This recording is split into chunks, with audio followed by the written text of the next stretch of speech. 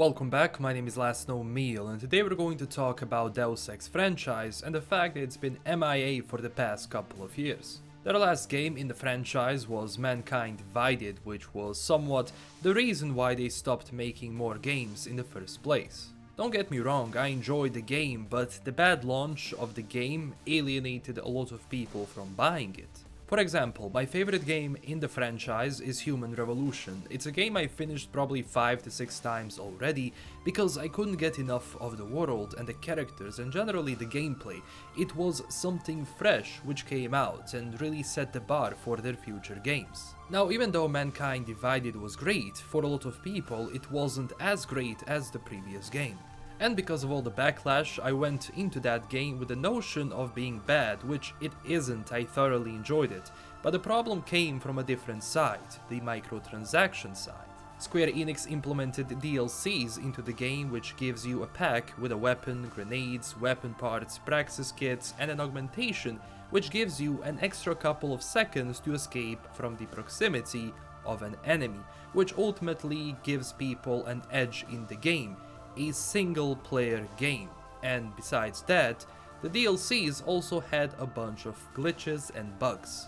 So what ultimately happened is that they included a pay-to-win system inside a single player game, and when you do that you get anger from the community which bashes your game online, and people who want to buy it go through this and say, maybe I should skip this one, and also fans who actually played all the previous Deus Ex games feel betrayed.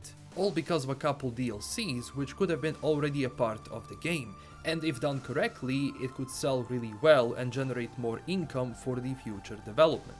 That's why Human Revolution sold more than 2.18 million copies according to Eurogamer, and while this one sold about 1 million copies it seems, but keep in mind data is not updated or has been checked in a while. So what ultimately happened is that at first the game didn't sell well, and in their eyes it seemed that even Human Revolution wasn't big of a hit, which in reality it was, and what could have been a far better option is to outdo yourself and even offer more in advance for money, because let's face it, people now spend more money than ever, but one small thing and you are out of their interest because people now have so many other options to choose from and where to spend their money.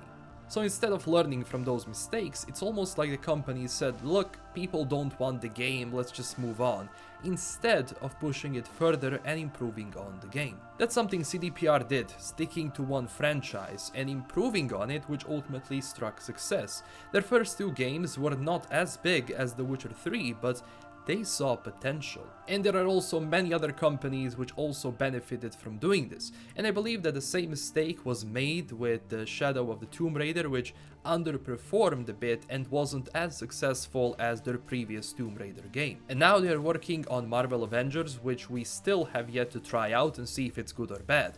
So when you take all of that into account, it seems that Deus Ex is not coming back anytime soon, which is bad.